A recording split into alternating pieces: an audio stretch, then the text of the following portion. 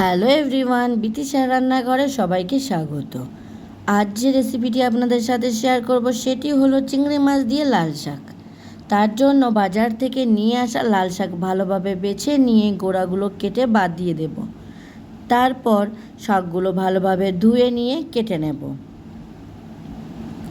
এবার গরম কড়াইতে লাল শাক দিয়ে তাতে পরিমাণ মতো লবণ, হলুদ ও দুটো চেরা কাঁচা লঙ্কা দিয়ে দেব। এরপর লবণ হলুদ শাকের সাথে ভালোভাবে মিশিয়ে নিয়ে ঢাকনা দিয়ে সিদ্ধ হতে রেখে দেব। কিছু সময় পর ঢাকনা খুললে নাড়াচাড়া করে নেব।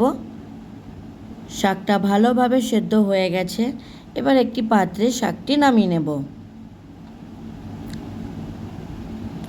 এবার কড়াইতে পরিমাণ মতো সর্ষের তেল গরম করতে দেব। তেল গরম হলে শুকনো লঙ্কা ফোড়ন দেবো।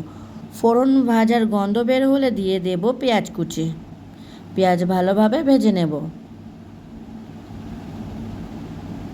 পেঁয়াজ ভালোভাবে ভাজা হলে দিয়ে দেব লবণ হলুদ মাখানো চিংড়ি মাছ। চিংড়ি মাছ ভালোভাবে পেঁয়াজের সাথে ভেজে নেব।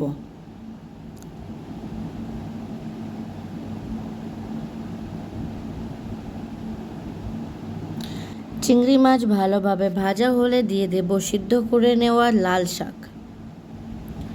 শাক ভালোভাবে চিংড়ি মাছ ও পেঁয়াজের সাথে মিশিয়ে নেব আর কিছু সময় ভাজবো।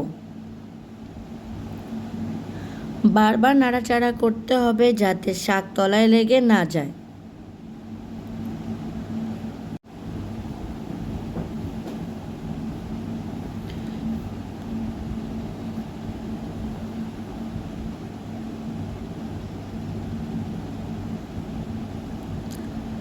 শাকের জল শুকিয়ে গিয়ে শাক ভাজা ভাজা হলেই তৈরি আমাদের চিংড়ি মাছ দিয়ে লাল শাক।